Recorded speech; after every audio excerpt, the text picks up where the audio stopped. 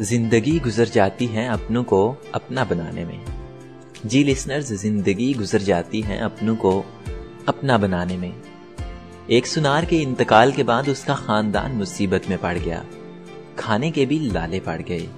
ایک دن اس کی بیوی نے اپنے بیٹے کو نیلم کا ایک ہار دے کر کہا، بیٹا اسے اپنے چچا کی دکان پر لے جاؤ اور کہنا اسے بیچ کر کچھ پیسے ہمیں دے دیں۔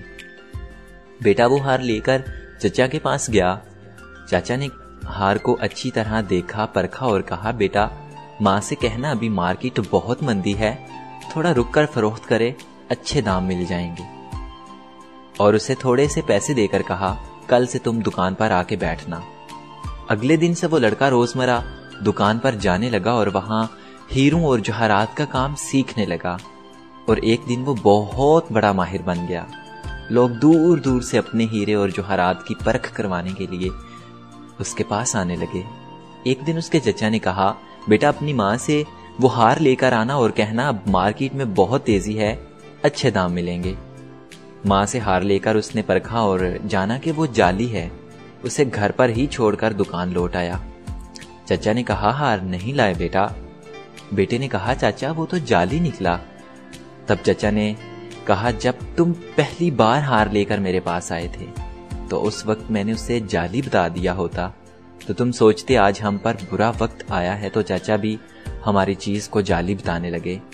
آج جب تمہیں خود علم ہو گیا تو پتا چلا کہ ہار نکلی ہے۔ بیٹا سچ تو یہ ہے کہ علم کے بغیر ہم اس دنیا میں جو سوچتے ہیں، جو بھی دیکھتے ہیں اور جو جانتے ہیں سب غلط ہے، اور ایسے ہی غلط فہمی کا شکار ہو کر رشتے بگڑتے ہیں۔